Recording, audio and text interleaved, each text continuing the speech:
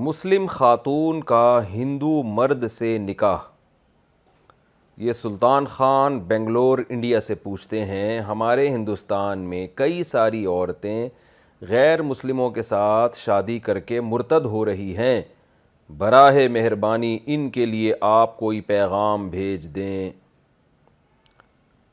دیکھیں، مسلمان عورت کا کسی بھی غیر مسلم مرد سے نکاح نہیں ہو سکتا، اسی طرح کسی مسلمان مرد کا ہندو لڑکی سے بھی نکاح نہیں ہو سکتا۔ یہ نکاح نہیں، یہ زنا ہے، تو ساری زندگی بدکاری کا گناہ ملے گا، یہ بہت بڑا جرم ہے۔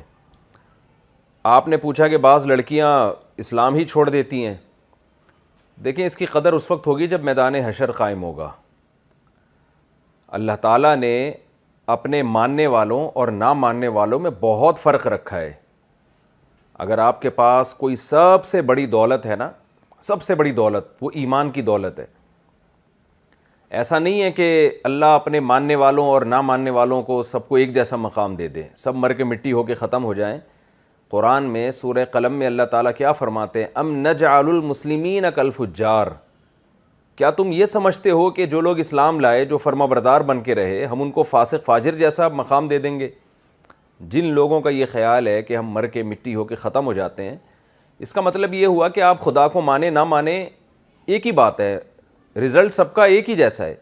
تو قرآن کہہ رہا ہے یہ ممکن نہیں ہے، یہ تو اللہ پہ بہت بڑا الزام ہے، اس کے عدل کے خلاف ہے، اس کے انصاف کے خلاف ہے کہ کوئی اسے مان کے آئے اور نہ مان کے آئے تو سب کا سلوک ایک جیسا ہو، سب کا انجام ایک جیسا ہو، مر کے مٹی ہو کے ختم ہو جائیں، یہ نہیں ہو سکتا۔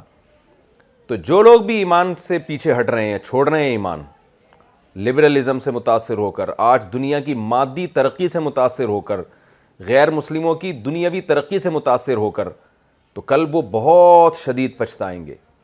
ایمان کی ویلیو اگر آپ نے پوچھنی ہے نا، ابراہیم علیہ السلام سے پوچھیں کیسے اپنے والد کے ایمان کی فکر کر رہے تھے وہ، کہ میرا باپ ایک دفعہ کلمہ پڑھ لے تاکہ میں اپنے والد کے لیے ان کے دنیا سے جانے کے بعد مغفرت کی دعا تو مانگ سکوں۔ میں رسول اللہ صلی اللہ علیہ وسلم اپنے چچا ابو طالب کے ایمان کی کتنی فکر کر رہے تھے کہ کسی طرح یہ کلمہ پڑھ لیں، ایمان میں داخل ہو جائیں، تاکہ میں ان کے دنیا سے جانے کے بعد میں ان کے لیے مغفرت کی دعا تو کر سکوں میں، اور قیامت کے دن اللہ سے سفارش تو کر سکوں میں۔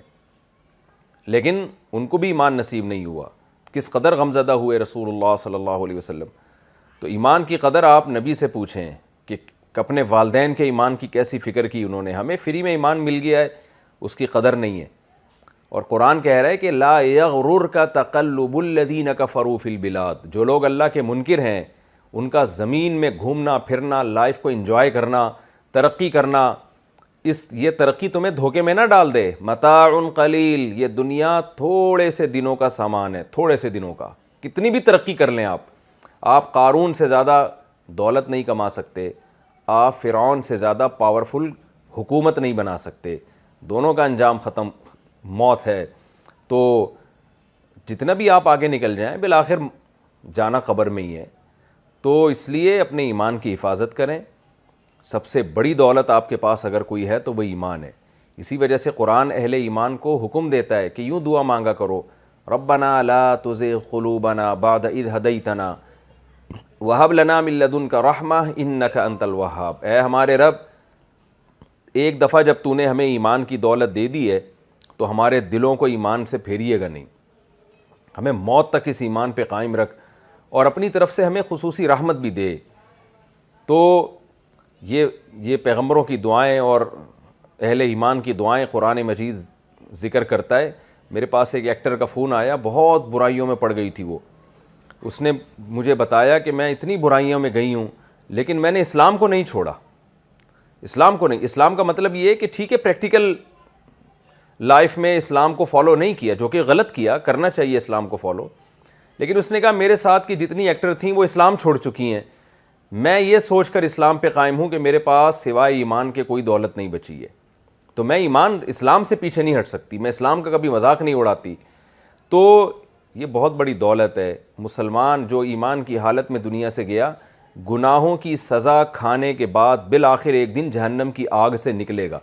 نبی صلی اللہ علیہ وسلم نے فرمایا جب سارے جہنم میں چلے جائیں گے جو بھی نافرمان ہوں گے، تو ایک وقت آئے گا، ایک طویل وقت گزرنے کے بعد، جو غیر مسلم ہوں گے نا وہ اہل اسلام کا مذاق اڑائیں گے جہنم میں کہ تمہارے ایمان نے تمہیں کوئی فائدہ نہیں پہنچایا، تم بھی ہمارے ساتھ آگ میں جل رہے ہو، تو کیا فائدہ تمہارے مسلم ہونے کا۔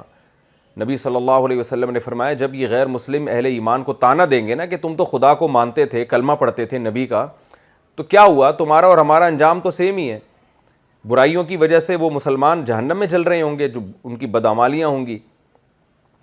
تو جب یہ غیر مسلم ان کو یہ طعنہ دیں گے تو رسول اللہ صلی اللہ علیہ وسلم نے فرمایا اللہ تعالیٰ کو غیرت آئے گی اور اللہ تعالیٰ اہل ایمان کو جہنم سے نکالیں گے کہ یہ جو مجھے ماننے والے لوگ تھے نا ان کا انجام اور نہ ماننے والوں کا انجام ایک جیسا نہیں ہو سکتا۔ ایمان کی برکت سے بالآخر سزا کھانے کے بعد ایک نہ ایک دن اللہ تعالیٰ آگ سے نکالیں گے، اور کیسا ہی رائی کے دانے کے برابر بھی ایمان ہوگا تو اللہ اس کو جنت میں داخل کریں گے۔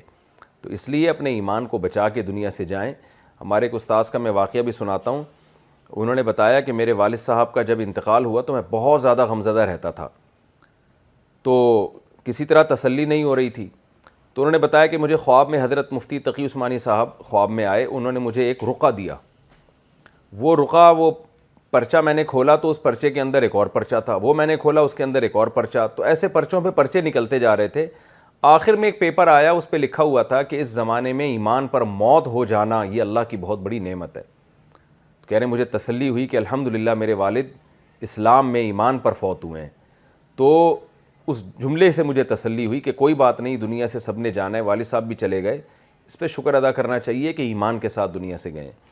تو اس لیے ہندوستان میں اور بہت سارے ملکوں میں، یورپ میں جہاں غیر مسلموں کی اکثریت ہے، ایسی خبریں آتی ہیں ہمارے سامنے کہ مسلم لڑکی نے سکھ سے نکاح کر لیا، مسلم لڑکی نے کرسچن سے نکاح کر لیا، مسلم لڑکی نے ہندو سے نکاح کر لیا، تو ٹھیک ہے کر لیں، دنیا میں کچھ نہیں ہوتا، لائف کو انجوائے کریں آپ، آخرت میں اللہ نہیں چھوڑے گا، یہ خوب سمجھ لیں اچھی طرح سے۔ آخرت اللہ نے صرف ان لوگوں کے لیے بنائی ہے جو اللہ کو مانتے ہیں، اور یہ زنا ہے، یہ نکاح نہیں ہے، اس پہ میرج کا لیبل آپ لگا دیں گے لیکن اسلام اس کو میرج نہیں مانتا، اسلام اس کو زنا قرار دیتا ہے۔ تو خیر آپ کو اس سے، بہت سے لوگوں کو اس سے کوئی غرض نہیں ہے کہ اسلام کیا کہتا ہے، وہ کہتے ہیں کہنے دو اسلام کو، تو کوئی بات نہیں، لیکن آخرت میں جب اللہ دوبارہ حشر قائم کرے گا اور اپنے سامنے حساب و کتاب کے لیے کھڑا کرے گا تو اللہ بتا دے گا کہ اسلام کیا کہتا تھا اور اس کی کیا ویلیو تھی اللہ کی نظر میں۔ تو آپ اگر حشر کے قائل ہی نہیں ہیں، آپ کہتے ہیں مر کے مٹی ہو کے ختم ہو جاتے ہیں، دوبارہ حشر ہی نہیں ہے، تو آپ لائف کو انجوائے کریں جیسی چاہتے ہیں زندگی گزاریں آپ۔